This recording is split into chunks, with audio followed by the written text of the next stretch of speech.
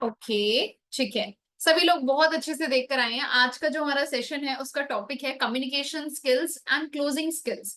ठीक है, क्योंकि देखो हम लोग फॉरएवर लिविंग प्रोडक्ट्स में बिजनेस का पार्ट जरूर है, बट हम लोग यहाँ पर एक बिजनेस ओनर है।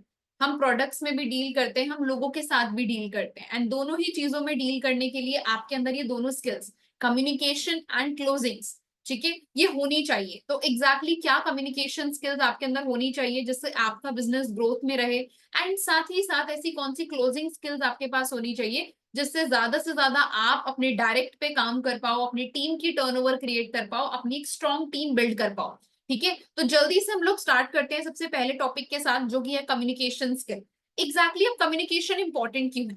क्योंकि देखिए हम लोग ना यहाँ पर सेल्समैन की तरह काम नहीं कर रहे हैं कि हमें एक तरीके से सिर्फ कस्टमर को नॉलेज देना है। ऐसा नहीं है कि हम लोग वहां पर बैठकर रोबोट की तरह सिर्फ प्रोडक्ट के बारे में बताए जा रहे हैं। हमें एक्टिवली अपने माइंड को अप्लाई करना पड़ता है, सामने वाले के डाउट्स को आंसर करना पड़ता है, सामने वाले के इमोशन के साथ कनेक्ट करके काम करना है। तो उसके लिए कम्युनिकेशन बहुत ज्यादा इंपॉर्टेंट है कि आप कैसे बात कर रहे हैं, क्या आपका तरीका है, क्या आप सामने वाले तक अपनी बात पहुंचा पा रहे हैं या फिर नहीं। तो ये सारी चीजें बहुत ज्यादा मैटर करती हैं हमारे बिजनेस के अंदर।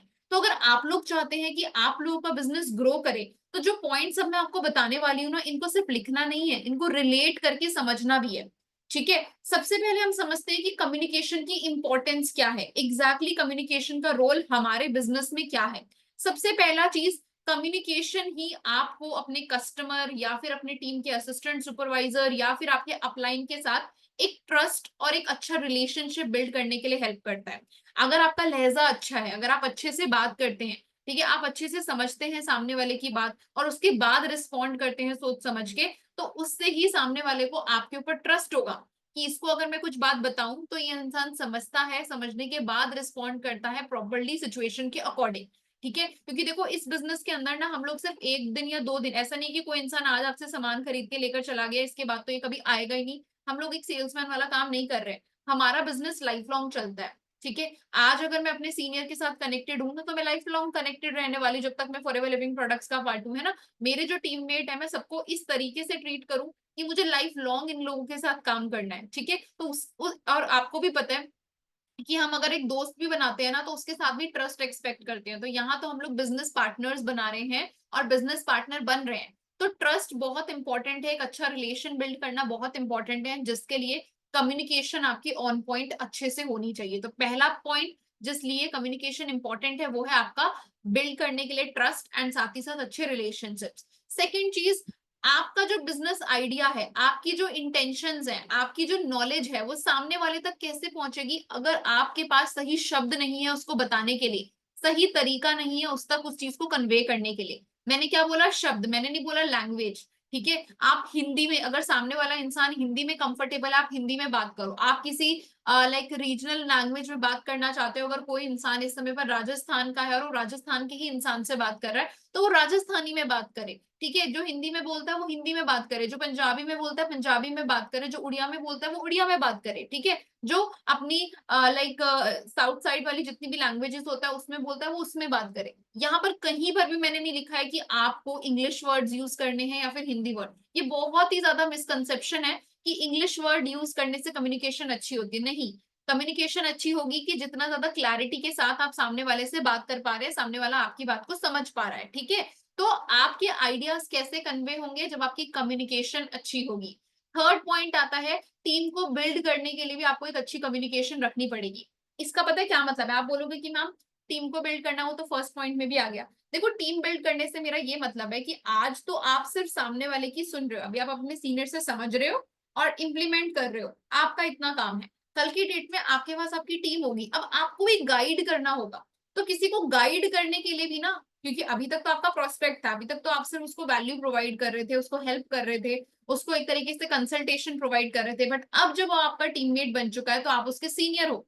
ठीक है, तो आप अपने सीनियर को, आप अपने डाउनलाइंस के साथ कैसे बात करते हो वो भी बहुत मैटर करता है कि आप उनके इमोशंस के साथ कनेक्ट कर पा रहे हैं या फिर नहीं, आप उनके साथ लॉन्ग टर्म एक विजन बना पा रहे हैं या फिर नहीं, वो लोग क्या कंफर्टेबल हैं आपकी सारी प्रॉब्लम्स आपके साथ शेयर करने के लिए या फिर नहीं। ये सारी चीजें बहुत इंपॉर्टेंट होती है टीम बिल्डिंग में। और टीम बिल्डिंग के लिए आपका जो काम करने का बोलने का तरीका है वो बहुत मैटर करता है।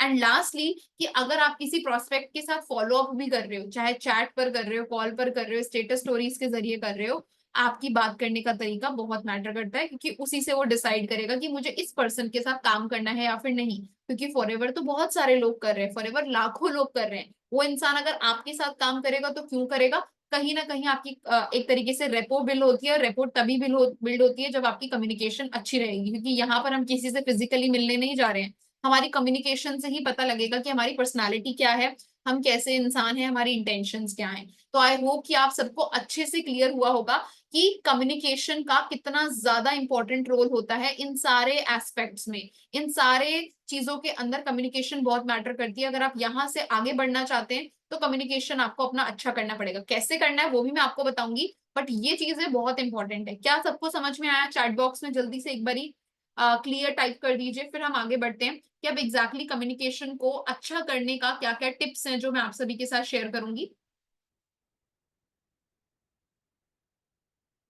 Okay, great. ठीक है, सभी को समझ में आया। अब हम समझते हैं कि कम्युनिकेशन होती किस किस टाइप से। सबसे पहले तो होती है वर्बल, है ना, कि हम क्या वर्ड्स यूज कर रहे हैं, क्या हमारी वॉइस ऑफ टोन है, क्या हमारी वॉइस मॉड्यूलेशन है। ठीक है, अगर सामने वाले इंसान को हिंदी हल्की हल्की आती है, और आप मान एग्जाम्पल देकर बताती हूँ कि एक इंसान है वो महाराष्ट्र से है, वो अपनी रीजनल रीजनल लैंग्वेज में बात करते हैं, और मेरे को तो मराठी नहीं आती है, तो मैं तो हिंदी में ही बात करूंगी। तो मैं हिंदी के भी इतने आसान शब्द यूज करूंगी कि सामने वाले को बिल्कुल क्लियर हो, क्योंकि मुझे पता है उसकी हिंदी नहीं ठीक है और मेरे पास कोई ऑप्शन नहीं है हिंदी के अलावा उससे बात करने के लिए। तो मेरे जो वर्ड्स होंगे वो इजी होंगे, सिंपल होंगे, स्ट्रेट फॉरवर्ड होंगे, है ना। तो आप क्या वर्ड्स यूज कर रहे हो? कभी भी आपने एब्यूजिव वर्ड्स यूज नहीं करने, कभी भी आपने अनऑथेंटिक वर्ड्स यूज नहीं करने हैं जो किसी प्रोफेशन में अलाउड नहीं होते हैं। ठीक है, तो बोलकर मुझे एग्जाम्पल देने की जरूरत नहीं है, आपको खुद पता होता है कि आप रिस्पेक्टफुल वर्ड्स यूज करें। जितना आपका काम बताने लायक वर्ड्स है उतने ही वर्ड यूज करें, उसके आगे नहीं। दूसरा, आपका वॉइस ऑफ टोन क्या है।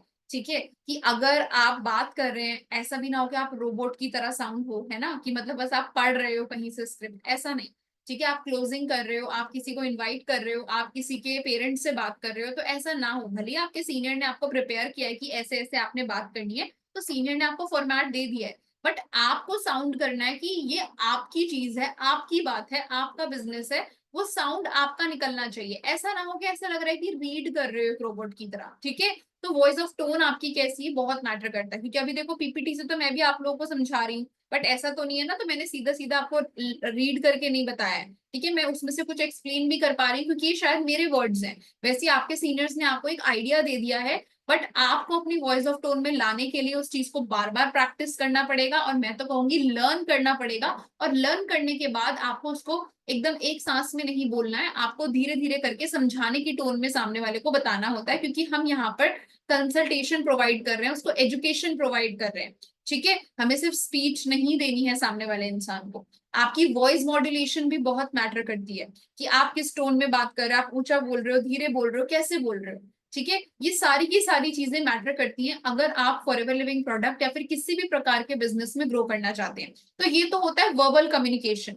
सेकंड होता है नॉन वर्बल। ठीक है, अब जैसे मैं आप सभी के सामने मीटिंग में बैठी हूँ, अभी मैं मीटिंग के अंदर देखूंगी सभी लोग, मैक्सिमम लोग, and I am proud of this, I am proud of you guys, कि आप लोग जितने अभी मुझे कैमरा के सामने दिख रहे हैं बहुत तरीके से अपने डायरी पेन के साथ बैठे हुए हैं। मुझे नहीं पता कि कुछ लोग हो सकते हैं जो कैमरा ऑफ करके इस समय पर लेटे हुए हों, बट आप इस समय पर बिजनेस कर रहे हो। अभी तो चलो मैं, ये मीटिंग वन टू ऑल है, पर जब आप अपने प्रोस्पेक्ट से बात करते हो तो वन टू वन मीटिंग होती है। तो उस समय पर आपका बॉडी पोस्चर बहुत मैटर करता है कि आप कैसे बैठे हो, है ना। अगर मैं अगर तरीके से बैठी हूँ, मेरे सामने अगर कोई इंसान बैठकर मुझे काम सिखा रहा है, बट मैं देख रही हूँ कि वो इंसान तो लेट कर मुझे काम सिखा रहा है।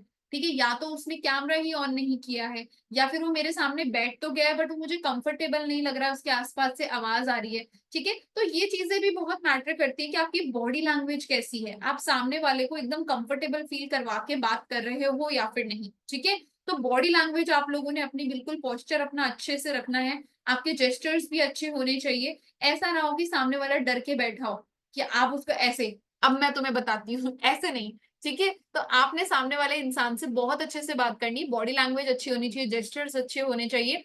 और जब आप कभी भी किसी को भी मीटिंग देते हो, है ना, अगर मान लीजिए कि आप अपने असिस्टेंट सुपरवाइजर्स को मीटिंग दे रहे हो, आप अपने प्रोस्पेक्ट का थर्ड पार्टी करवा रहे हो अपने सीनियर के साथ, अगर आप चाहते हो कि वो आपके साथ सीरियस रहे, आपके साथ प्रोफेशनल रहे, तो आपको भी जब जब उसके सामने आप दिखोगे, जब जब आपकी प्रेजेंस होती है ना, उस समय पर आप भी प्रोफेशनली ही एक्ट करोगे, चाहे आप म्यूट ही क्यों ना हो। अगर आप में से कोई भी इंसान कैमरा ऑन करके बैठा है, भले ही म्यूट है, उसको मैं कुछ बोलने के लिए नहीं कह रही हूँ, बट अगर वो मीटिंग में बैठा है, तो ये बट नेचुरल बात है कि आप लोग खुद से अपना एक कंफर्टेबल एक प्रोफेशनल पोजीशन में बैठेंगे। ठीक है, तो ये सारी चीजें भी कम्युनिकेशन का पार्ट है, जो आपकी पर्सनालिटी के बारे में सामने वाले को एक आइडिया देती है।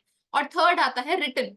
ठीक है, मतलब कि हम लोग व्हाट्सएप पे कैसे चैट कर रहे हैं, व्हाट्सएप पे भी हम लोग, देखो मैं सिंपल सी चीज बोलूंगी कि चाहे वर्बल हो चाहे रिटन हो, आपकी कम्युनिकेशन प्रोफेशनल होनी चाहिए। कोई भी इसमें तू करके बात नहीं होनी चाहिए, कोई भी ऐसे शब्द, कोई भी ऐसा कंटेक्स्ट में बात नहीं होनी चाहिए जो उसकी पर्सनल लाइफ से बहुत ज्यादा इंटरफेयरिंग हो। ऐसी कोई बात आपने कहीं पर भी नहीं करनी है। व्हाट्सएप पर भी कर रहे हो, नॉर्मल बातचीत कर सकते हैं, नॉर्मल इंसान का हालचाल ले सकते हैं। ठीक है, ये सारी चीजें। Instagram, other social media apps पर अगर आप उसको कोई रील शेयर कर रहे हो, कोई पोस्ट शेयर कर रहे हो, ठीक है, वो भी आपके कम्युनिकेशन का पार्ट है, क्योंकि कहीं ना कहीं आप उसका फॉलो अप कर रहे हो, उसके साथ टच में रहने का ट्राई कर रहे हो। तो भेजना भी है तो कुछ ऐसा ही भेजना जो उसके और आपके बीच की जो लिमिट्स हैं उसको क्रॉस ना करे। ठीक है, तो ये सारी की सारी चीजें आपकी कम्युनिकेशन का पार्ट है। हम लोग कई बार सोचते हैं कि नहीं, मैं कॉल पर तो बहुत अच्छे से बात करती हूँ, पर return and non verbal communication आपकी अच्छी नहीं है, तो सामने वाला वहीं से आपका आइडिया लगाता है कि आप कैसे इंसान हो कैसे नहीं। तो क्या आप सभी को types of communication and her type की कम्युनिकेशन में किन किन चीजों का ध्यान रखना है वो समझ में आया? समझ में आया तो जल्दी से एक बार क्लियर टाइप कर दीजिए चैट बॉक्स के अंदर, सभी लोग। ओके,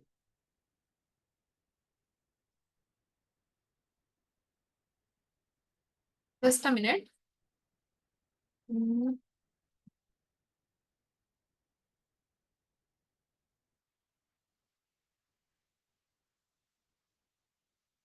ओके, ठीक है, सभी लोगों को अच्छे से समझ में आया। अब हम बात करते हैं कि कम्युनिकेशन स्किल्स अब आपने अच्छी कैसे रखनी है, कौन कौन सी आपकी जो क्लियर आपको पता होना चाहिए कि यही कम्युनिकेशन मेरी होनी चाहिए। पहला, एक कन्वीनियंट लैंग्वेज यूज करनी है। कन्वीनियंट का क्या मतलब है? ऐसा नहीं है कि कन्वीनियंट हमेशा हिंदी हो, आपकी जो आपको आसान लगे, जो आप दोनों समझ सकते हो, बोल सकते हो, वो लैंग्वेज यूज करनी है, और वैसे ही शब्द यूज करने की इजीली अंडरस्टैंडेबल हो। ठीक है, क्योंकि हम लोग बात क्यों करते हैं? अपनी फीलिंग्स, अपनी इंटेंशन को एक्सप्रेस करने के लिए। आप यहाँ पर पोइट्री लिखने के लिए नहीं आए हो, आपके वर्ड्स के ऊपर कोई आपको वर्ड नहीं मिलेगा। आपकी इनकम आएगी जब सामने वाले को आपकी बात समझ आती है, वो आपके साथ टीम मेंबर बनता है या फिर आपका कस्टमर बनता है ना। तो आपका जो लैंग्वेज होना चाहिए वो उसको और आपको दोनों को कंफर्टेबल हो, और दूसरा, आप सिंपल वर्ड्स में उससे बात करो। ठीक है, अब दूसरा पॉइंट आता है, ये बहुत इंपॉर्टेंट है, एक्टिव लिसनिंग। एक्टिव लिसनिंग क्या होता है? कम्युनिकेशन में ही, कम्युनिकेशन इज टू साइडेड। आप स्पीच नहीं दे रहे हो, आप कम्युनिकेट कर रहे हो, है ना। आप वार्तालाप कर रहे हो, आप एक तरफा किसी से नहीं बात कर रहे हो। तो सामने वाला क्या बोल रहा है वो सुनने की भी अगर आपके अंदर क्षमता है, आपके अंदर पेशेंस है ना, वो भी आपके कम्युनिकेशन स्किल का पार्ट है। ठीक है, अगर मैं किसी से कॉल पर बात कर रही हूँ, अगर मैंने किसी से सवाल किया है, तो मुझे उसके जवाब को अच्छे से सुनना होगा, तभी तो मैं उसको भी जज कर पाऊंगी ना कि उसकी क्या डाउट्स है क्या नहीं है। अगर सामने वाले का कोई क्वेश्चन है, तो मैं अच्छे से उसके क्वेश्चन को समझने के लिए और क्वेश्चंस पूछने पड़े तो मैं वो भी पूछूंगी, आंसर बाद में कर लूंगी। ठीक है, आपको डेस्परेट नहीं रहना है कि आप सामने वाले को, उसने बोला कि अरे ये तो नेटवर्क मार्केटिंग है, बोलते ही आप एकदम छूटते रिएक्ट कर जाओ कि हाँ है तो इसमें क्या गलती है। ऐसा कुछ नहीं करना है। नेटवर्क मार्केटिंग है तो ध्यान से समझो कि एग्जैक्टली आपको इसमें कोई प्रॉब्लम है, या फिर आपको अभी अभी समझ में आया तो आप बस रिएक्ट कर रहे हो। तो सामने वाला बताएगा कि नहीं नहीं, मुझे आइडिया तो कुछ नहीं है, बस मैं सीखना चाहता हूँ, या फिर हो सकता है कि वो नेगेटिव हो। पता कैसे लगेगा? जब आप आराम से उसकी बात को समझोगे, और समझा तभी जाता है जब सुनते ज्यादा हो।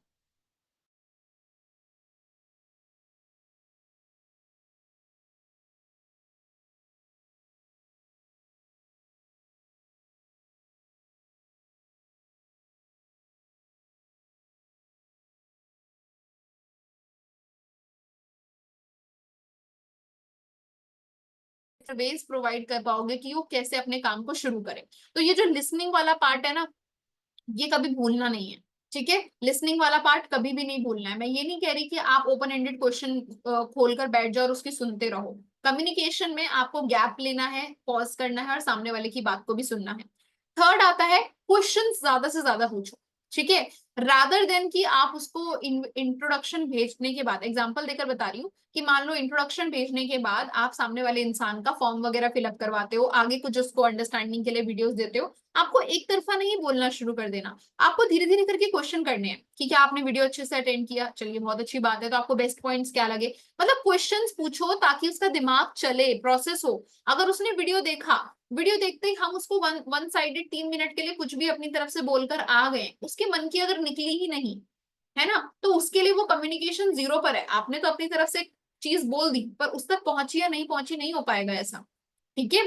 तो इंसान, अगर आप चाहते हो ना कि इंसान को आपकी बात समझ में आए, तो उसके लिए आपको उसकी बात को भी समझ, अपने अपने समझ में लाना बहुत इंपॉर्टेंट है, ठीक है। तो सामने वाले से ज्यादा क्वेश्चंस पूछो ताकि उसके मन के डाउट्स निकले, उसके जो आपको उसका जो रिएक्शन है, उसके जो हिडन डाउट्स है वो तब निकलेंगे जब आप उससे ज्यादा सवाल करेंगे, ठीक है। तो आपको सुनना भी ज्यादा है और सवाल भी ज्यादा करने हैं ताकि सामने वाला इंसान भी खुलकर आपके सामने आए।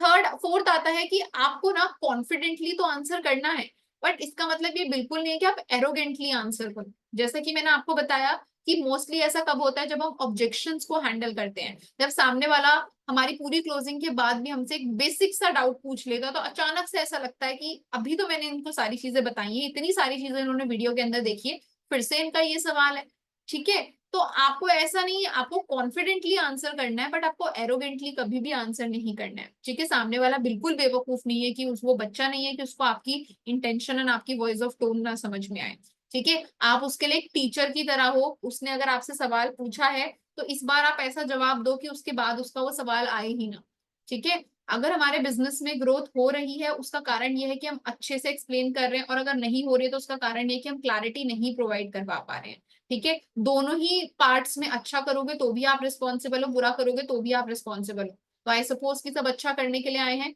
तो कॉन्फिडेंट रहिए पर कभी भी एरोगेंटली आंसर मत कीजिए, गुस्सा नहीं करना, ठीक है। मैं एक ही चीज बोलूंगी कि कोई भी बिजनेस में गुस्सा आपके कहीं पर भी काम नहीं आता है, ठीक है। उसके बाद नेक्स्ट पॉइंट आता है कि avoid communication in unfavourable situations. देखिए अनफेवरेबल सिचुएशंस का मतलब क्या होता है, अब जैसे कि आप अपने घर के फैमिली फंक्शन में आ रखे हैं, अब आपका कोई प्रोस्पेक्ट है वो आपको कॉल कर रहा है, अब आप उसकी कॉल उठाओगे, अब आपको तो आवाज नहीं आ रही है, आप बोल रहे हो हेलो हेलो, और आपको उसकी आवाज नहीं आ रही इसलिए आप चिल्ला रहे हो, बट उसको आपकी आवाज पूरी आ रही है, उसको पीछे से सारा नॉइज कैंसिलेशन, उसको लगेगा ये चिल्ला क्यों रहे हैं, ठीक है। समझ रहे हो आप लोग मेरा पॉइंट, उसको लगेगा चिल्ला क्यों रहे हैं। ऐसा मेरे साथ बहुत बार हुआ है कि सामने वाला इंसान कहीं बाहर है, ठीक है, उसको उसके पीछे से आवाजें आ रही है, उसको मेरी नहीं आ रही इसलिए वो चिल्ला रहा है, बट मेरे को तो उसकी सुनाई दे रही है ना चिल्लाते हुए। तो ऐसी अगर अनफेवरेबल सिचुएशन है, चाहे आपकी साइड से चाहे सामने वाले की साइड से, उस समय पर अवॉइड कीजिए, रीस्केड्यूल कर लीजिए, या फिर आप ऐसी कंडीशन में नहीं हो, आपकी पर्सनल लाइफ में कुछ चल रहा है, आप कॉलेज में हो, स्कूल में हो, है ना, अभी बात ही नहीं कर सकते, बस आप, ऐसा होता है ना कि कई बार हम लोग ऐसे माहौल में होते हैं कि हम खुलकर अपना इनवाइट नहीं कर सकते, खुलकर अपना क्लोजिंग नहीं कर पा रहे हैं क्योंकि हम लोग कंफर्टेबल नहीं है जो लोग हमारे सामने बैठे हैं। अब जैसे मैं मेट्रो में जा रही हूँ, मेट्रो में अब इतनी भीड़ है कि कोई सामने मेरे ऐसे खड़ा है, तो इट इज नेचुरल कि मैं उस समय पर किसी की क्लोजिंग नहीं कर सकती हूँ, मैं अपने सेंसेस में नहीं हूँ, मैं उस समय पर इतनी कॉन्फिडेंट नहीं हूँ, मुझे अपनी स्पेस चाहिए बात करने के लिए कि मैं सामने वाले को अपनी बात समझा सकूं, मुझे ऐसा ना लगे कि हाँ सामने से मुझे कोई देख रहा है, कॉन्शियस हूं मैं, तो वो मेरे लिए अनफेवरेबल सिचुएशन है। वैसे आप लोगों के लिए भी कोई ना कोई अनफेवरेबल सिचुएशन होगा कि आप बैठे हुए हो, आपकी पूरी फैमिली 10 लोग सामने आके बैठे, तो आप कैसे क्लोजिंग कर पाओगे, कैसे इन्विटेशन दे पाओगे। तो ऐसी अनफेवरेबल सिचुएशंस में आप बात करना अवॉइड कर सकते हैं, रीशेड्यूल कर लीजिए, छत पर चले जाइए, बालकनी में चले जाइए, घर आके बात कर लीजिए, बट उस समय पर बात मत कीजिए, आपकी बनी बनाई बात खराब हो जाएगी, उसको लगेगा कि वैसे तो इंसान बड़ा कॉन्फिडेंट है, अचानक से इसके इतने शब्द कैसे कम हो गए, है ना। तो जहां जहां पर आपको लगता है कि सिचुएशन फेवर में नहीं है उस समय पर बात नहीं करनी है, रीस्केड्यूल करो, चैट पर टच में रहो। उसके बाद आता है शो जेन्युइन इंटरेस्ट, ठीक है। जब भी आप कम्युनिकेशन कर रहे हो ना, कभी भी आपने ऐसा नहीं करना है कि आप फेक इंटरेस्ट शो कर रहे हो, ठीक है। अब जैसे मेरा कोई नोवस कस्टमर है, अब मुझे जेन्युइनली जानना है कि उसकी लाइफ, क्योंकि देखो अब जेन्युइनली जानने का आप भी बोलोगे कि मैम आपको तो उसको उससे काम से ही मतलब है ना, बिल्कुल काम से मतलब है, बट कहीं ना कहीं मेरी इंटेंशन तो ये है ना कि मेरे को देखो काम से ना दो मतलब होते हैं, अगर तो आपकी इंटेंशन सिर्फ इतनी है कि सामने वाला इंसान आपके साथ टूसीसी कर ले, तो देखो ये तो गलत है। अगर आपकी इंटेंशन ये है कि चलो टूसीसी तो करेगा ही, बट इस इंसान की लाइफ में जो भी प्रॉब्लम्स है मुझे एक्चुअल सोल्यूशन उनको फॉरएवर के थ्रू दिलवाना है, अगर ये आपकी इंटेंशंस है ना, उसके बीच में वो 2CC भी करेगा, बीच में वो सुपरवाइजर मैनेजर सब बनेगा। इंटेंशन काम करवाने की है, बट अल्टीमेट इंटेंशन उसकी लाइफ को बेटर करने की है। उसकी लाइफ बेटर कैसे होगी, जब वो फॉरएवर में अच्छा करेगा। तो काम इधर भी हो रहा है और काम उधर भी हो रहा है, ठीक है। तो आप कहीं पर भी कभी भी अगर आपका सिर्फ लालच है कि मुझे सिर्फ इतना कमीशन अर्न करना है, इस वजह से मैं इसका 2CC करवा रही हूँ ना, तो हो सकता है कि 2CC हो जाए, बट आप कम्युनिकेशन अच्छी नहीं करोगे तो रिलेशन अच्छे नहीं रहेंगे। फिर बाद में काम भी उस इंसान का अच्छा नहीं चलेगा, आपके साथ कोऑर्डिनेशन अच्छी नहीं होगी। तो बेटर क्या है कि पहले आज अपने दिमाग से ना इंटेंशंस को क्लियर कर लीजिए कि इस बिजनेस में ऐसा समझो कि आपके सीनियर्स का हाथ आपने क्यों पकड़ा था, क्योंकि आपको लगा था कि आपके सीनियर्स हेल्प कर सकते हैं आपकी प्रॉब्लम को सॉल्व करने के लिए। इसीलिए तो हाथ नहीं पकड़ा था ना, कि सोचा था कि जैसे अब मैं हूं, कि मेरे डाउनलाइन में ये सोचो कि अरे अंजलि मैम को कमीशन अर्न हो जाएगा, इसीलिए मैं अंजलि मैम के साथ 2CC करती हूँ। किसी ने ऐसे नहीं किया होगा। किसी ने भी अगर अब अपने अपलाइन का हाथ पकड़ा है, ये सोच के पकड़ा है कि मुझे पता लग रहा है कि ये सीनियर मेरी लाइफ की प्रॉब्लम्स को सॉल्व करवा सकता है फॉरएवर के जरिए। तो आपके प्रोस्पेक्ट को भी सेम फील होना चाहिए जब वो आपका हाथ पकड़ेगा, कि ये वाले पर्टिकुलर सर या फिर ये वाली पर्टिकुलर मैम मेरी प्रॉब्लम्स को जानती हैं, और उसको अंदर से फीलिंग आएगी कि ये मेरी प्रॉब्लम को सॉल्व करवाने के लिए मेरा फॉरएवर में काम अच्छा करवाएंगी। और ये कब होगा, जब आपकी इंटेंशन बिल्कुल रूट से साफ होंगी, नियत आप लोगों की बिल्कुल साफ होगी, पहला पॉइंट। दूसरा पॉइंट, जब नियत साफ होती है ना, तो सामने वाले से ना बात भी दिल से होती है, ठीक है। Without any kind of expectation सामने वाले इंसान से बात करो, जेन्युइनली उसकी चीजों के अंदर इंटरेस्ट कब आएगा, जब आपकी इंटेंशंस क्लियर है कि मुझे तो इसको अपने भाई बहन की तरह, फिर अपने फ्रेंड की तरह जानना है कि इसकी लाइफ में क्या चल रहा है। तभी तो आप उसके साथ बेटर इन फ्यूचर कोऑर्डिनेट कर पाओगे। अब जैसे मेरे टीम में अगर कोई असिस्टेंट सुपरवाइजर है, अगर मैं चाहती हूँ कि वो मेरे साथ अच्छे से काम करे, तो मुझे उनकी लाइफस्टाइल के बारे में पता होना नेचुरल सी बात है। तो नेचुरल, मैं ऐसा थोड़ा ना पूछूंगी कि ठीक है XYZ पर्सन, आप मुझे अपना टाइम टेबल लिख कर भेज दो और उसके अकॉर्डिंग मैं आपको काम दूंगी। नहीं, मैं उससे कॉल पे बात करूंगी कि बाय द वे आपका क्या शेड्यूल रहता है, उसके अकॉर्डिंग हम आपके काम का शेड्यूल बनाएंगे कि आप कैसे फॉरएवर में अपना टाइम निकाल सकते हैं, मैनेज कर सकते हैं। तो ये मेरा जेन्युइन इंटरेस्ट है कि मुझे जानना है कि तुम कैसे करोगे काम को, क्योंकि मुझे भी करवाना है और तुम्हें तो करना ही है, but you are a part of my, करवाना ही करवाना है। तो ये मेरा जेन्युइन इंटरेस्ट है। अगर सामने वाले इंसान को आप एकदम रोबोट की तरह सामने लाके बिठा दो कि अच्छा तुम्हारा नाम क्या, अच्छा ये है, आपके फैमिली में कौन है, आपके फैमिली में ये क्या करता है, ऐसे नहीं। आपको सामने वाले से इंटरेस्ट के साथ बात करनी है, तभी सामने वाला आपकी इंटेंशंस को क्लियर भी समझेगा और आपके साथ रिलेट करेगा। उसके बाद कॉमन ग्राउंड्स को ढूंढो। कॉमन ग्राउंड्स क्या होते हैं, कितनी बार आपके सीनियर्स ने आप लोगों को बताया होगा कि कॉमन इंटरेस्ट की चीज को ढूंढो। अगर मेरा प्रोस्पेक्ट दिल्ली का है, मैं भी दिल्ली की हूँ, तो मेरा पहला सवाल तो यही होता है कि अच्छा आप दिल्ली से कहाँ से हैं। वो बोलेगा यहाँ से, अच्छा मैं भी, अगर तो पास में है तो मैं बिल्कुल बोलती कि अरे वाह मैं भी यहाँ से हूँ, मैं भी यहाँ से हूँ। तो एक कॉमन ग्राउंड, ट्रस्ट बिल्ड होना स्टार्ट हो जाता है। अगर सामने वाला इंसान उत्तराखंड का है, तो मैं फिर भी बोलती हूँ कि मैं भी उत्तराखंड से हूँ, आप उत्तराखंड में कहाँ से हो, ठीक है। तो प्लेसेस कॉमन फाइंड हो जाती हैं। इसके अलावा सामने वाला अगर ये बोलता है स्टडी में मैं लॉ कर रही हूँ, तो मेरे को वहां पर कॉमन पॉइंट मिल गया, अच्छा आप भी लॉ कर रहे हो, मैं भी लॉ कर रही हूँ, कौन से ईयर में हो, मैं इसी ईयर में, थोड़ा सा कॉमन ग्राउंड मिल गया। सामने वाले इंसान ने स्टेटस लगा रखा है किसी ऐसी चीज का जो आपको पसंद है, तो आप वहां पर अप्लाई कर सकते हो, अरे आपकी हॉबी ये है, आप डांस करते हो, अरे वाह आप गाना गाते हो, अरे वाह, ठीक है। तो कॉमन चीजें ढूंढो, कॉमन चीजें ढूंढोगे तो आपका रिलेशन स्ट्रांग होगा। बात करने में सिर्फ काम काम की बात करते रहोगे तो कुछ नहीं होने वाला।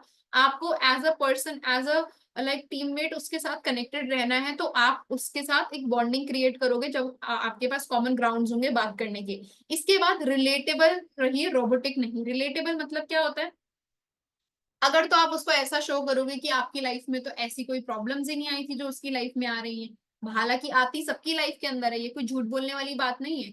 सारे लोगों को बिजनेस स्टार्टिंग में नहीं समझ में आया होगा, स्टार्टिंग में ये डाउट सारे लोगों के रहे होंगे, स्टार्टिंग में आपकी भी फैमिली में चुटकी बजाती हाँ नहीं कर दिया होगा। तो प्रॉब्लम्स तो सारी ही रिलेटेबल है, पर आपको रिलेटेबल बनाना भी पड़ेगा, बोलना भी पड़ेगा। रोबोट नहीं बनना है। अच्छा आपके पेरेंट्स के साथ ऐसी प्रॉब्लम आ रही है, आपके पेरेंट्स तो गलत है, नहीं, रिलेट करो अपने साथ, ठीक है।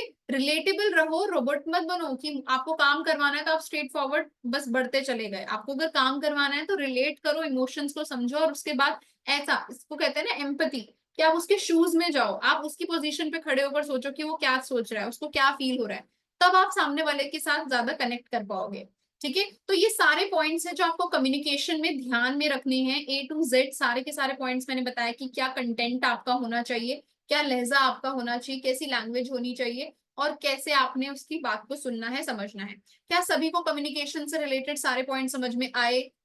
यस और no, type in the chat box, जल्दी जल्दी, सभी लोग, तभी ना हम आगे बढ़ेंगे। Okay, great. ठीक है, कम्युनिकेशन से रिलेटेड सारे पॉइंट्स हमें अच्छे से समझ में आ गए। ठीक है, अब हम बढ़ते हैं नेक्स्ट चीज के अंदर। कम्युनिकेशन तो चलो ऑल ओवर, इनविटेशन से लेकर जब तक इंसान आपके साथ फॉरएवर के अंदर जुड़ा हुआ है तब तक कम्युनिकेशन का ही पार्ट है। अब हम बात करते हैं एक ऐसी स्किल के बारे में, ठीक है, जहां से आपके पास एक्चुअली जो टर्नओवर क्रिएट होना स्टार्ट होता है। उस स्किल का नाम क्या है? उस स्किल का नाम है क्लोजिंग।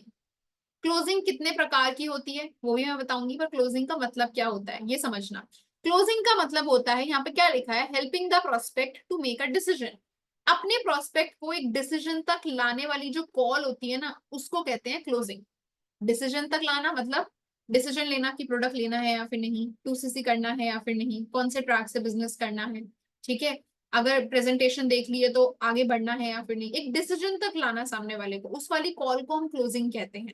इसके अलावा it is not about pressure. Decision पर लाने का मतलब ये नहीं है प्रेशर। इसका मतलब क्या है कि आपने उस कॉल पर उसको इतनी क्लैरिटी देनी है कि उसका डिसीजन बने। सिंपल बात है।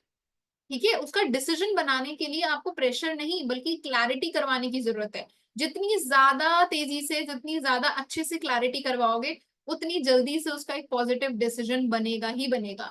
नेटवर्क मार्केटिंग का बिजनेस हर एक कंफ्यूजन को एंड में यस तक लाने तक का सफर है।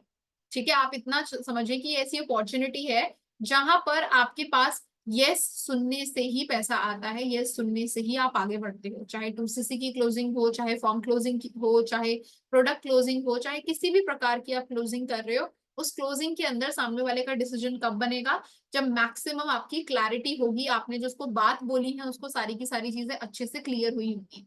तो क्लोजिंग बहुत इंपॉर्टेंट स्किल है, और क्लोजिंग को समझिएगा अच्छे से। मैं कोई स्क्रिप्ट आपको नहीं बताऊंगी कि फॉर्म क्लोजिंग ऐसे करते हैं, प्रोडक्ट क्लोजिंग ऐसे करते हैं, 2CC क्लोजिंग कैसे करते हैं। ये सारी स्क्रिप्ट्स, ये सारे फॉर्मेट्स आपके सीनियर्स ने आपको प्रोवाइड किए हैं ऑलरेडी। मैं आपको बताने वाली हूँ मेजर टेक्निक्स जो आपको पता होनी चाहिए क्लोजिंग के समय पर। सबसे पहला और सबसे बेसिक चीज ये होती है ऑब्जेक्शन हैंडलिंग। ठीक है, ऑब्जेक्शन माने कि सामने वाले का कोई ऐसा क्वेश्चन जो आपकी पूरी बात सुनने के बाद भी उसके माइंड के अंदर रह गया है, उस वाली चीज को कहते हैं ऑब्जेक्शन। ठीक है, जैसे उसमें नहीं होता कोर्ट रूम में कि सामने वाले ने पूरी बात बोल दी और फिर सामने वाला लॉयर बोल रहा है ऑब्जेक्शन माय लॉर्ड, इनकी बात में मुझे ये नहीं समझ में आया। वैसे ही आप उसको पूरी बात बोल चुके हो। ठीक है, पूरी बात बोलने के बाद उसको फिर भी कोई ना कोई ऐसा पॉइंट रह गया और वो आपसे बोलेगा कि अच्छा ये तो ऐसा है और ये तो वैसा है। ठीक है, और सबसे ज्यादा अच्छी बात पता है क्या है हमारे बिजनेस के अंदर? ऑब्जेक्शंस अनलिमिटेड नहीं है। ऑब्जेक्शन ऐसी नहीं है कि साइंस की तरह जितनी ज्यादा चाहो उतनी बढ़ती चली जाएंगी। अनलिमिटेड ऑब्जेक्शंस नहीं है, बहुत लिमिटेड ऑब्जेक्शंस है। आपको अगर चाहो ना तो आप एक दिन लगा के बैठो, आपको ऑब्जेक्शन हैंडलिंग में आप मास्टरी कर लेंगे। अगर आपने 1 से 2 दिन सिर्फ ऑब्जेक्शन हैंडलिंग से रिलेटेड सेल्फ नॉलेज ले लिया। मुश्किल से गिनती की 10 या 20 ऑब्जेक्शंस हैं, और मैं तो कहूंगी 10 ही हैं, उन 10 को ही अलग अलग तरीके से पूछा जाता है तो वो 20 बन जाती है। अदरवाइज 10 ऑब्जेक्शन से ज्यादा नहीं है। सामने वाले का सबसे बेसिक डाउट्स क्या होते हैं? अरे ये तो नेटवर्क मार्केटिंग है, तो आपको नेटवर्क मार्केटिंग समझाना आना चाहिए। अरे ये तो फॉरएवर लिविंग प्रोडक्ट्स है, मेरे दोस्त ने करके देख रखी है, आना चाहिए। इसके प्रोडक्ट्स महंगे हैं, इसके प्रोडक्ट एलोवेरा के हैं, बहुत कॉमन है, प्रोडक्ट्स के बारे में समझाना आना चाहिए। अरे इसमें तो हमें परचेजिंग करनी होती है, इन्वेस्टमेंट करनी होती है, समझाना आना चाहिए। मेरे पेरेंट्स नहीं मान रहे, मेरे से पैसा अरेंज नहीं हो रहा है, और बताओ इसके अलावा और क्या डाउट होता है? और किसी का कोई डाउट नहीं होता। यही मेजर डाउट्स हैं, तो मैंने 5 ही गिन के खत्म कर दिए। यही डाउट्स हैं जो अलग अलग लैंग्वेज में पूछे जाते हैं, अलग अलग वर्ड्स की हेरा फेरी करके पूछे जाते हैं। तो आपको ऑब्जेक्शन हैंडलिंग में बिल्कुल एकदम मास्टरी हासिल करनी है। और ऑब्जेक्शन हैंडलिंग में अगर आपको मास्टरी करनी है ना, तो एक फॉर्मूला है, सिंपल सा फॉर्मूला है कि अपनी ऑब्जेक्शंस में सबसे पहले पूछा करो क्वेश्चंस। क्वेश्चन पूछने से क्या होता है कि सामने वाला इंसान खाली हो जाता है बिल्कुल, कि हाँ मैंने तो सारे क्वेश्चन पूछ लिया। अब जैसे मेरे से किसी ने बोला कि मैम ये फॉरएवर लिविंग प्रोडक्ट्स है क्या, तो मैं बोलूंगी हाँ जी फॉरएवर लिविंग प्रोडक्ट्स है। तो क्या आपने पहले फॉरएवर के बारे में कोई नॉलेज ली है? सामने वाले का या तो हाँ आएगा या तो ना आएगा। ना आ गया तो बात वहीं खत्म, मैं आगे बताऊंगी फॉरएवर के बारे में। हाँ आ गया, अच्छा ठीक है, आपने फॉरएवर में कभी काम किया है? अगर हाँ आ गया तो अच्छा कितना काम किया, एग्जैक्टली क्या काम किया है? जब सब कुछ निकल जाएगा तो मुझे उसकी सिचुएशन समझ में आएगी कि अब इसको क्या प्रॉब्लम है। अब मुझे प्रॉब्लम एग्जैक्ट समझ आ गई है, तो मैं आगे का सोल्यूशन बताऊंगी। ठीक है, बट अगर उसके ये क्वेश्चन सुनते ही अरे मैम ये तो फॉरएवर लिविंग प्रोडक्ट्स है, मैं फॉरएवर की प्रोफाइल नहीं बताने लग जाऊंगी उसको। उसका क्वेश्चन से मुझे एग्जैक्ट उसका डाउट समझ में जब तक ना आ जाए तब तक मैं उससे सवाल करती रहूंगी।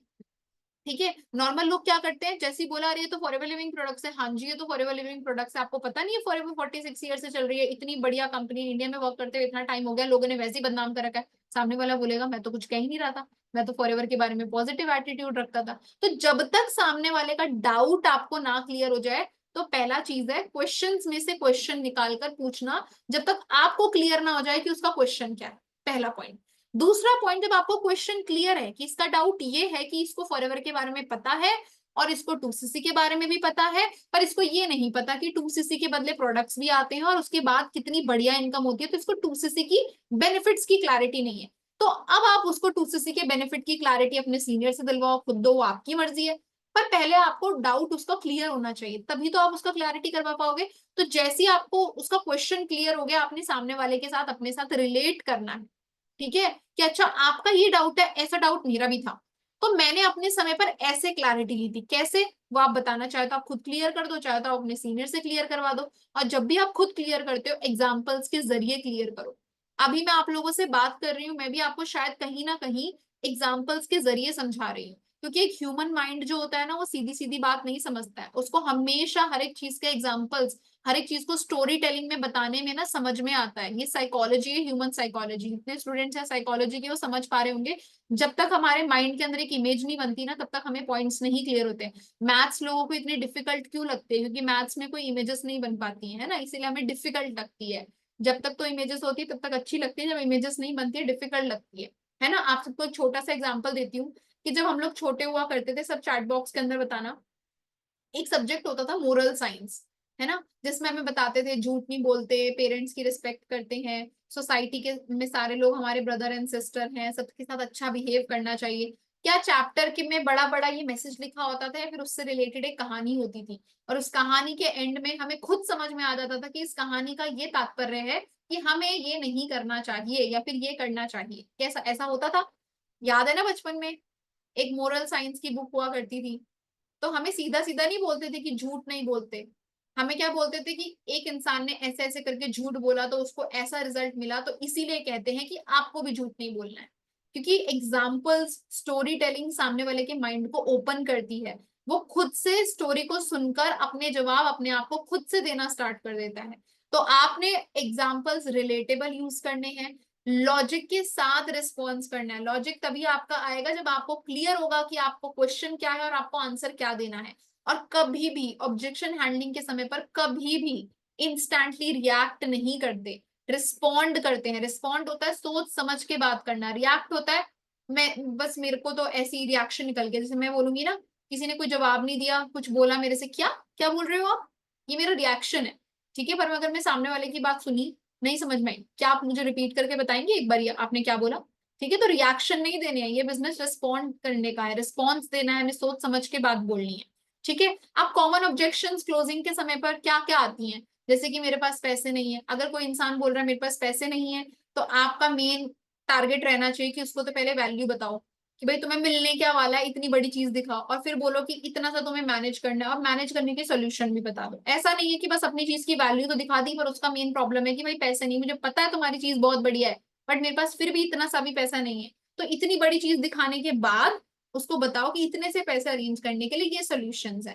ठीक है, तो फोकस करो अपनी अपनी जो आपका बैच है, आपके जो सीनियर्स हैं, आपकी जो ट्रेनिंग्स हैं, उसका फायदा क्या है, उसकी कौन कौन सी स्किल्स इंप्रूव होंगी, ये सारी चीजों की हाइप बनाओगे।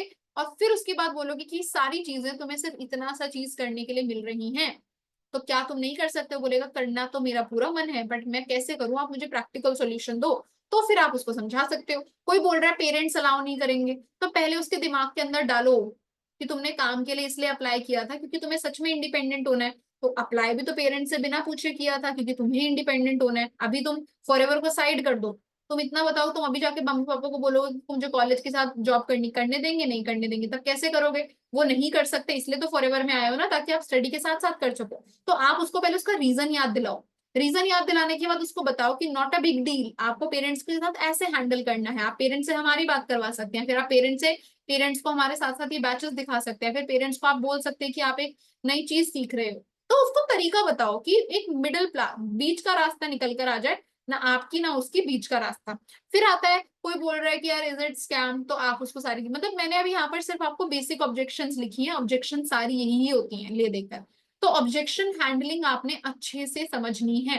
क्लोजिंग्स में सबसे पहला पॉइंट आता है ऑब्जेक्शंस, आपको अच्छे से आनी चाहिए। आपको इन फ्यूचर असिस्टेंट सुपरवाइजर्स के जो सेशंस होते हैं ना, उसमें पूरा का पूरा ऑब्जेक्शन हैंडलिंग सिखाया भी जाएगा। और जो लोग पुराने, आपको पता है कि आपको महीने में 1 से 2 बार ऑब्जेक्शन हैंडलिंग का मीटिंग मिलता ही मिलता है, उस मीटिंग को कभी मत मिस करना, क्योंकि वही आपके लिए लाइफ चेंजिंग है। ठीक है, अब हम दूसरी स्किल की तरफ चलते हैं, जो कि है फॉलो अप। अब ये फॉलो अप क्या होता है? ठीक है, फॉरएवर लिविंग प्रोडक्ट्स हो या नेटवर्क मार्केटिंग में कहते हैं फॉलो अप विद फॉर्चून। ठीक है, फॉलो अप ही हमारा किस्मत है, हमारी फॉर्चून है। फॉलो अप का मतलब होता है कि आप सामने वाले के साथ कितने ज्यादा कनेक्टेड रह रहे हैं। ठीक है, आप कितना ज्यादा जो चीजें आपने बोली हैं वो कर भी रहे हैं या फिर नहीं, इसको कहते हैं फॉलो अप करना। ठीक है, अब ये आप कैसे कर सकते हो और ये कैसे आपकी चीज को हेल्प करेगा? सबसे पहली चीज, आपको सामने वाले के साथ रहना पड़ेगा टच में। अगर जैसे अगर मैं सामने वाले को इनवाइट भी करती हूँ ना, तो इनवाइट करने के बाद मैं उसको व्हाट्सएप पे भी टच में रखती हूँ, फिर व्हाट्सएप पे टच रखने के बाद एक रिमाइंडर कॉल भी देती हूँ, फिर उसको वर्कशॉप शेयर करती हूँ, देन उसको चैट पे पूछती हूँ कि आपने कंप्लीट कर लिया है, डन। फिर उसके बाद उसकी फॉर्म क्लोजिंग होती है। तो इस दौरान मेरी 3 से 4 बार उससे चिट चैट हो गई। तो this is called follow up, की टच में रखना है कि doing what ever I have said. अगर मैंने बोला है कि आपको इतने से इतने वर्कशॉप मिलेगा और इतने इतने बजे हम बात करेंगे, तो मैं उसको इम्प्लीमेंट करने के लिए उसके साथ टच में भी हूँ। This is called follow up. ये तो हो गया एक्टिव फॉलो अप, कि मैं ओवर द कॉल उससे बात कर रही हूँ, उसके साथ चैट पर बात कर रही हूँ, डायरेक्टली उससे बात कर रही हूँ। दूसरा होता है passive follow up. Passive follow up का क्या मतलब होता है, ध्यान से समझिएगा, क्योंकि passive follow up is very powerful. जब से ये व्हाट्सएप के अंदर स्टेटसेस का ऑप्शन आया है ना, और स्टेटसेस के अंदर की ओनली शेयर विद वाला, ये आपके लिए बहुत ज्यादा एक मैजिकल टूल है।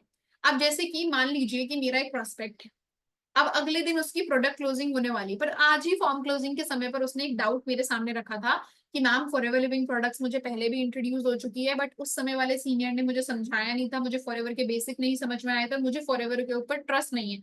वैसे तो मैंने उसका डाउट को क्लियर कर दिया था, बट कहीं ना कहीं उसके डाउट को और डेप्थ में क्लियर करने के लिए मेरे को कोई वीडियो मिली, शॉर्ट सी वीडियो मिली, जिसमें फॉरएवर के बहुत बढ़िया पॉइंट्स बेनिफिट्स बता रखे हैं। तो उस चीज को और 100% क्लियर करने के लिए मैंने सिर्फ उसको दिखाते हुए स्टेटस भी लगा देना है, ताकि उसकी और क्लैरिटी हो। तो this is called passive follow up, कि मैं डायरेक्टली जाकर नहीं बोल रही, पर मैंने अपने स्टेटस पे लगा दिया, और वो इंसान देखेगा तो उसका फिर से वही वाला डाउट क्लियर हो जाएगा जो मैंने भी कॉल पर क्लियर किया था। अगर सामने वाला इंसान प्रोडक्ट सेशन देख चुका है, उसने मेरे को अभी तक नहीं कॉल करी है, मेरे मैसेज का जवाब नहीं दिया है, मैंने ऑडियो भी भेज दी है, फिर भी नहीं करा है, तो मैं स्टेटस पे क्या लगाऊंगी, ग्रुप के कुछ ऐसे स्क्रीनशॉट जिसमें अभी रिसेंटली लोगों ने ज्वाइनिंग करी है, अपनी फर्स्ट परचेजिंग करी है, ताकि उसको रियलाइज हो कि अच्छा इन्होंने कहा था कि इतने बजे तक हम लोग एंट्री स्टार्ट करेंगे और उन्होंने कर भी दी है, अब मुझे भी करना चाहिए। ठीक है, तो ये चीजें होती है पैसिव फॉलो अप में, कि आप स्टेटस के जरिए उसको बता रहे हो कि जो चीजें हैं वो हैं, उसका आप प्रूफ दे रहे हो, क्योंकि उसको नहीं पता कि सच में ऐसे कोई ग्रुप्स हैं, उसको नहीं पता सच में ऐसी कोई मीटिंग्स होती हैं। अब आप सभी लोग क्लोजिंग की टेक्निक सीख रहे हो, आप सभी लोगों ने कम्युनिकेशन स्किल सीखा है, तो जो जहां पर मैंने लिख रखा था कम्युनिकेशन स्किल्स, आप उसका स्क्रीन रिकॉर्डिंग बना सकते थे और लिख सकते थे कि we learn about like we have learned about communication skills today. हम अपने बिजनेस के अंदर नई नई स्किल्स भी सीखते हैं, उनको इम्प्लीमेंट करते हैं, सच में हमें यहाँ से वैल्यू मिल रहा है। तो अगर ऐसी चीजें आप अपने स्टेटस स्टोरीज पर लगाओगे, तो सामने वाले को सच में जेन्युइनली समझ आएगा कि इनको स्किल्स सिखाई जाती हैं, जो कि जेन्युइन बात है, इसमें कोई गलत बात नहीं है। ठीक है, तो पैसिव फॉलो अप आप स्टेटस के जरिए कर सकते हैं, ब्रॉडकास्ट के जरिए कर सकते हैं। अब जैसे जो लोग हैं जो बिल्कुल काम नहीं करने के लिए हैं, फिर जो लोग 18+ नहीं है, मैंने उनका ब्रॉडकास्ट बना रखा है। मैं बार बार जाके उनसे चैट नहीं करती डायरेक्टली, मैं ब्रॉडकास्ट के अंदर महीने में 2 या 3 बार कोई अचीवमेंट हुई है, कोई चीज है, भेज देती हूँ उसके अंदर, ताकि वो लोग फिर भी मेरे टच में रहें। ठीक है, इसके बाद आता है कि जितनी बार भी आप फॉलो अप कर रहे हो, फॉलो अप का मतलब ये बिल्कुल नहीं होता है कि कुछ भी भेज रहे हो और कुछ भी स्टेटस पे लगा रहे हो। उसके काम की चीज होनी चाहिए कि उसकी अटेंशन ग्रैब हो, उसको वैल्यू मिलनी चाहिए। आपको एक चीज बताऊं कि कंटेंट क्रिएशन आज की डेट में इतना ज्यादा क्यों पॉपुलर हो चुका है? लोग उस चीज को पसंद करते हैं जो चीज रिलेटेबल है, जिस चीज से वो रिलेट कर पा रहे हैं, जो चीज उनके काम की है। जो चीज उनके काम की नहीं है उसको इग्नोर कर देते हैं। तो आज वो बहुत फेमस जो कंटेंट क्रिएटर्स हैं, वो कहीं ना कहीं रिलेटेबल चीजें बना रहे हैं। वैसे ही अगर आप भी अपने बिजनेस से रिलेटेबल चीजें, उनके माइंड, उनके ड्रीम से रिलेटेबल चीजें उनके फॉलोअप में नहीं दोगे, आपकी बातों में उनकी उनका फ्यूचर नहीं है, आपके स्टेटसेस में उनको कोई अट्रैक्टिव नहीं लग रहा है, आपके ब्रॉडकास्ट में कोई अट्रैक्टिव मैसेज नहीं है, क्यों आपको जवाब देंगे? क्यों आप पैसा कमाओगे? Attention is the real money right now. इस समय पर आपको कहीं जाके कुछ नहीं करना, आपको सिर्फ उनकी अटेंशन चाहिए। वो अटेंशन ही आपके लिए पैसे का काम करेगी जब वो आपके साथ क्लोज होंगे, कन्वर्ट होंगे। ठीक है, तो उसके लिए आपके फॉलोअप में दम होना चाहिए। कुछ भी नहीं लगा देना कि आपने for ever is the best लिखकर लगा दिया। क्या, ये तो आपका ओपिनियन है ना, इसमें क्या है। ठीक है, तो आपने ऐसी चीजें लगानी है जो अट्रैक्टिव हो, जो सामने वाले को वैल्यू प्रोवाइड करें। अगर मुझे पता है कि मेरा जो प्रोस्पेक्ट है वो एक प्रोफेसर है, तो मैं स्टेटस कुछ ऐसा लगाऊंगी जिसमें सच में उस प्रोफेशन के किसी इंसान ने फॉरएवर में ग्रोथ ली है। उस प्रोफेसर वाले जो पर्सन है उनको मैं ऐसा तो नहीं दिखाऊंगी ना कि कोई इंसान फार्मर था और उसने फॉरएवर में ग्रोथ ली है, नहीं। No disrespect, but this is what it is, कि आपको सामने वाले को वो दिखाना पड़ेगा जिससे वो रिलेट कर पाए। जिससे वो रिलेट नहीं कर रहे हैं उसके लिए वो यूजलेस है। फिर वो आपके स्टेटस को अगली बार टैप टैप करके आगे बढ़ जाएंगे, उसको कोई फर्क भी नहीं पड़ेगा कि आपने कुछ लगा रखा है। ठीक है। एंड इसके बाद फॉलोअप में एक और चीज आती है, give them the long term vision. आप चाहे वो कर रहे हो, इन्विटेशन कर रहे हो, फॉर्म क्लोजिंग कर रहे हो, प्रोडक्ट क्लोजिंग कर रहे हो, कहीं ना कहीं आपकी लाइंस में ना आपका विजन क्लियर होना चाहिए कि what actually you are doing. अगर मैं भी किसी की फॉर्म क्लोजिंग करती हूँ तो मैं क्लियर कट बताती हूँ कि नेटवर्क मार्केटिंग के अंदर हम लोग एक टीम बिल्ड करते हैं जो साथ में मिलकर लॉन्ग टर्म के लिए टर्नओवर्स के जरिए पैसा कमाते हैं। तो I am giving a vision कि यहाँ पर आप मेरे अंडर जॉब नहीं कर रहे हो। मैंने उनको क्या क्या चीजें बता दी कि नेटवर्क मार्केटिंग के अंदर हम टीम बिल्ड करते हैं, टीम बिल्ड करके हम साथ में मिलकर टीम वर्क करते हैं, लॉन्ग टर्म के लिए टर्नओवर से पैसा कमाते हैं, पैसे इनकम कमाते हैं। तो एक विजन कहीं ना कहीं क्लियर हो रहा है, तो वो विजन आपको ना दिखाना पड़ेगा। ठीक है, बहुत गलत बात होती है कि आप हर दूसरे तीसरे दिन सिर्फ और सिर्फ अर्निंग के स्टेटसेस लगा रहे हो।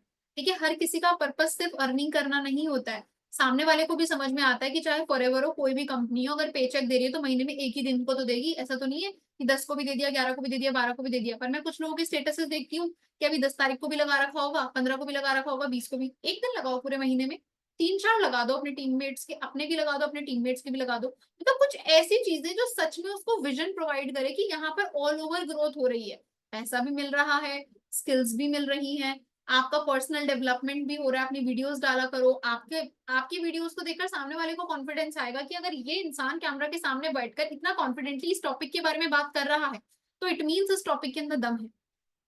ठीक है, तो ऐसी चीजें करा करो। अगर आप किसी की मोटिवेशनल वीडियो जिसमें उस इंसान की खुद की शक्ल नहीं दिख रही उसको अपने स्टेटस पे लगाओगे, क्या उसको ट्रस्ट बिल्ड होगा। आप चाहे जीरो से शुरू करो, अपने फेस अपने वर्ड्स के साथ अपने बिजनेस के बारे में बोलो, तब सामने वाले को ट्रस्ट बिल्ड होगा। क्लियर हो रहा है, बात समझ पा रहे हैं आप सभी मेरी। जल्दी जल्दी मुझे चैट बॉक्स के अंदर बताइए, मीटिंग ज्यादा एक्सटेंड ना हो जाए आप लोगों का, इसलिए जल्दी जल्दी चैट बॉक्स के अंदर बताना। ओके, सबको क्लियर हो रहा है, ठीक है। चलिए, तो अब चलते हैं last and the most important. ठीक है, मतलब क्लोजिंग तो अपने आप में ही खत्म करने वाली चीज है कि अब तो बात या तो आर होगी तो पार होगी, पर क्लोजिंग में भी जो थर्ड टेक्निक है ये है actual final technique, hype and urgency. देखो, ये ना ह्यूमन नेचर होता है कि जैसे अभी आप पिक्चर पे इंसान देख पा रहे होंगे कि ये इंसान के हाथ में बैग है, ये एक कॉर्पोरेट एम्प्लॉय है, ठीक है, या फिर केज्ड एम्प्लॉय है जो निकलना चाहता है। उसकी अट्रैक्शन क्या है, उसको टाइम फ्रीडम चाहिए, उसको लाइफस्टाइल चाहिए, उसको अच्छे कपड़े चाहिए, उसको अच्छा टैग चाहिए, ये सब चाहिए। ठीक है, तो सामने वाले को हाइप भी उस चीज की बनाओ जिस चीज की उसको नीड है। समझ पा रहे हैं आप। अगर एक स्टूडेंट है उसको पैसे की नीड है, वो पूरे दिन खाली है, कॉलेज के बाद 3 बजे का उसमें कोई काम नहीं है, उसको आप किस चीज का अट्रैक्शन दोगे, आप उसको दोगे कि तुम्हारा करियर, अगर वो इंसान करियर ओरिएंटेड है कि भाई तुम्हें ये स्किल सीखने के लिए मिलेंगी, तुम्हें एक्सपोजर मिलेगा, तुम्हें प्रोफेशनल से बात करने का चांस, उसको वो चीज अट्रैक्ट करेगी, उस चीज की हाइप बनाओ। ठीक है, कोई हाउसवाइफ है, उसको चाहिए कन्वीनियंट वे ऑफ वर्क, उसको चाहिए कि मुझे सहूलियत के साथ घर पर बैठकर सेफ्टी एंड सिक्योरिटी के साथ बिना कहीं बाहर जाए अपनी रिस्पॉन्सिबिलिटी को निभाते हुए काम मिले, उसको उस चीज की हाइप बनाओ कि ये काम वर्क फ्रॉम होम है, आप कहीं पर भी बैठकर कर सकते हैं, अपने हिसाब से 2 से 3 घंटे निकाल कर कर सकते हैं। ठीक है, तो जिसको जो चीज अट्रैक्ट करती है उसको वो चीज से हाइप बनाओ अपने वर्ड्स के अंदर, वही चीजों को बार बार लेकर आओ। आपके सीनियर ने भले ही आपको एक फॉर्मेट या स्क्रिप्ट दे दी है कि ये बोलना है, बट आप प्रोस्पेक्ट के अकॉर्डिंग वो चीजों की हाइप बनाओ जो आपको लगता है जिससे उसका फायदा है। ठीक है, तो वैल्यू क्रिएट करनी है उसके बेनिफिट की, वैल्यू क्रिएट करनी है कि उसका बेनिफिट हमारी ट्रेनिंग के अंदर कैसे पूरा हो सकता है। ठीक है, तो ट्रेनिंग्स की वैल्यू क्रिएट करो। आप प्रोडक्ट क्लोजिंग हो चाहे 2cc की क्लोजिंग हो, ले तो वो प्रोडक्ट्स ही रहा है, क्योंकि हम 1 रुपया भी ट्रेनिंग का तो नहीं ले रहे हैं। हमें पैसा फॉरएवर कब देती है, जब हमारी सेल्स क्लोज होती है। तो प्रोडक्ट की भी वैल्यू होनी चाहिए। ऐसा ना हो कि सामने वाला 2cc तो कर रहा है ये सोचकर कि मैं महीने का हजारों कमाऊंगा, पर उसको उस 2cc की भी तो वैल्यू पता होनी चाहिए कि 2cc के बदले जो प्रोडक्ट्स आ रहे हैं वो भी कुछ कम वैल्यू के नहीं है, वो भी बहुत वर्ल्ड स्टैंडर्ड्स के प्रोडक्ट है, तुम यूज करोगे तो उससे भी फायदा मिलेगा। तो प्रोडक्ट की भी इक्वल वैल्यू बनाना बहुत इंपॉर्टेंट, जो हम भूल जाते हैं। आज मैंने डेली सक्सेस डे अटेंड किया, बहुत सारे टेस्टिमनी सुनी, एक चीज कॉमन थी सब में, स्टार्टिंग में उन सब ने प्रोडक्ट की वैल्यू जरूर दिखाई। सबने, सबकी जर्नी में, मनदीप कंबोज सर की जर्नी थी, अंजना ठाकुर मैम की जर्नी थी, ठीक है, बहुत सारे अलग अलग सीनियर्स की जर्नी दिखा रहे थे, और सबने कहीं ना कहीं प्रोडक्ट का जिक्र जरूर किया। पैसे का बाद में, प्रोडक्ट का पहले। क्यों? क्योंकि एक्चुअली पैसा प्रोडक्ट के बिकने के बाद ही आता है किसी भी बिजनेस के अंदर। तो आपको प्रोडक्ट्स की भी इक्वल वैल्यू प्रोवाइड करनी है। इसके अलावा आपको सीनियर्स की भी वैल्यू प्रोवाइड करनी, सॉरी यहाँ स्पेलिंग मिस्टेक है, ठीक है, सीनियर्स की भी आपको वैल्यू क्रिएट करनी है कि ये पर्टिकुलर सीनियर इस जर्नी से निकलकर यहाँ तक है, इनका टाइम बहुत वैल्यूएबल है और तुमको इनकी पर्सनल मेंटोरशिप मिलेगी, तो उनकी वैल्यू क्रिएट करो। ठीक है, सामने वाले को वैल्यू क्रिएट करके बताओ। क्यों? अगर अगर मैं एक लॉ स्टूडेंट हूँ, मैं क्यों चाहती हूँ कि मुझे क्या बोलते हैं, अच्छे लॉ कॉलेज में एडमिशन मिले? क्योंकि अच्छे लॉ कॉलेज में एडमिशन अच्छे लोग पढ़ा रहे होंगे, इसलिए मुझे अच्छा लॉ कॉलेज चाहिए। वैसे ही आपका भी एक ऑर्गेनाइजेशन है, उस ऑर्गेनाइजेशन में आपके सीनियर अच्छे हैं, वो चाहेगा ना कि हाँ मुझे अच्छे मेंटोर से सीखने के लिए मिले, तो मेंटोर की हाइप क्रिएट करिए। इसके अलावा ये तो हो गया हाइप किस चीज की बनानी है। हाइप होता है, जस्ट अ मिनट, हाइप होता है कि इंपॉर्टेंस किसकी बनानी है। अब बात आती है लिमिटेशन भी दिखानी है। लिमिटेशन को कहते हैं अर्जेंसी। ठीक है, ये ह्यूमन नेचर है कि जितना ज्यादा आप उसको टाइम के बारे में बताओगे ना कि अगर इतने टाइम में करोगे तो ये बेनिफिट है, नहीं किया तो ये नुकसान हो जाएगा। ठीक है, इंसान बेनिफिट से ज्यादा ना अट्रैक्ट नुकसान ना होने से होता है। ठीक है, मतलब बेनिफिट हो जाए ना हो जाए कहीं ना कहीं चल जाएगा, बट नुकसान ना हो जाए इस चीज का, उस वजह से इंसान काम करता है। तो लिमिटेशन दिखाओ कि इतनी बड़ी अपॉर्चुनिटी मिस कर जाओगे, इन लोगों को मिल जाएगी अगर आपने इतने टाइम तक अपना फाइनल डिसीजन नहीं लिया तो। ठीक है, तो उसको स्लॉट का लिमिटेशन बताओ, टाइम का लिमिटेशन बताओ, बैच के अंदर पार्टिसिपेंट्स का लिमिटेशन बताओ। ठीक है, ऑफर्स प्रोवाइड करो कि अगर तुम इतना परचेजिंग करते हो तो तुम्हें ये प्रोडक्ट तो मिल ही रहा है, ट्रेनिंग तो मिल ही रही है, पर एक और एक्स्ट्रा चीज मिलेगी सिर्फ तुम्हारे लिए, क्योंकि तुम एफर्ट करके कर रहे हो। तो कुछ ना कुछ उसको एक बूस्ट बोनस जरूर दो, एथिकल बूस्ट बोनस। मैं ये नहीं कह रही अनएथिकली आप उसको ब्राइब कर रहे हो, रिश्वत दे रहे हो, ऐसा वाला नहीं। एथिकल ब्राइब करो, ठीक है, जिससे सामने वाले का वैल्यू हो। अब देख, अगर मैं एग्जांपल बताती हूँ कि हमारे सीनियर्स अगर क्या बोलते हैं, हमें बोल रहे हैं कि तुम इतने सीसी सेट करो तो तुम्हें हम ट्रिप देंगे। ठीक है, वो एथिकल ब्राइब है, उसमें कोई गलत चीज नहीं है। वो ये नहीं बोल रहे कि तुम इतने सीसी कर दोगे तो तुम्हें तुरंत मैनेजर बना के हम दिखा देंगे, नहीं। वो क्या बोल रहे हैं कि तुम इतने सीसी करोगे तो इसके बदले तुम्हें ये चीज मिलेगी, और वो चीज लीगल है। ठीक है, तो इसको कहते हैं एथिकल ब्राइब, कि आप सामने वाले इंसान को ऑफर ही ऐसा प्रोवाइड करो कि वो रेजिस्ट ना कर पाए, तभी सेल्स आपकी क्लोज होंगी, और इससे उसका भी बेनिफिट है और आपका भी बेनिफिट है, क्योंकि जितनी जल्दी आप लोग उसका डिसीजन करवाओगे उतनी जल्दी उसका काम स्टार्ट होगा, उतनी जल्दी उसकी जर्नी स्टार्ट होगी। सिंपल बात है, इसमें कोई दो राह ही नहीं है।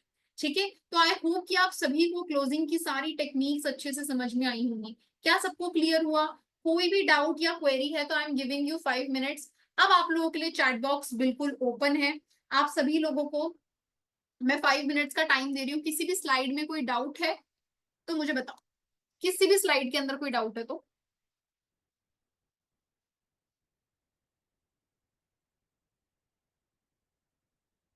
All clear?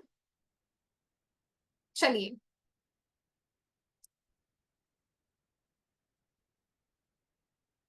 अरे वाह, ठीक है, मजा आ गया सबको सेशन लगा के, बहुत अच्छी बात है।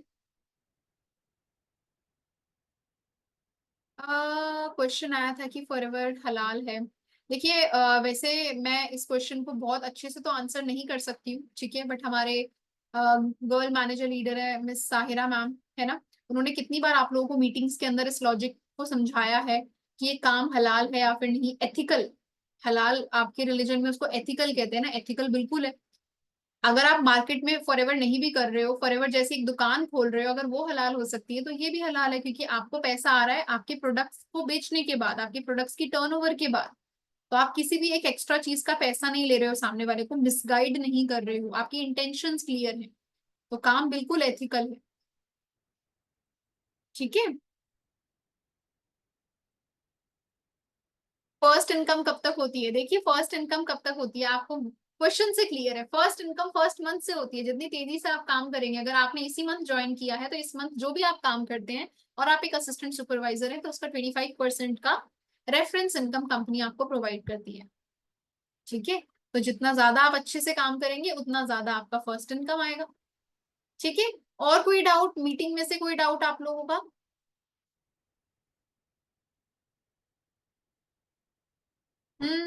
अशफाक जी, फिर आपको एक चीज करनी होगी, आप उनको नाम मत सुनाइए, आप उनको बस पावर दिखाइए। फिर पहले बताओ कि एक ऐसा बिजनेस जिसके अंदर ये सारी चीजें हैं, सामने वाला पहले हाँ बोलेगा, फिर बताओ फॉरएवर के अंदर सारी चीजें हैं।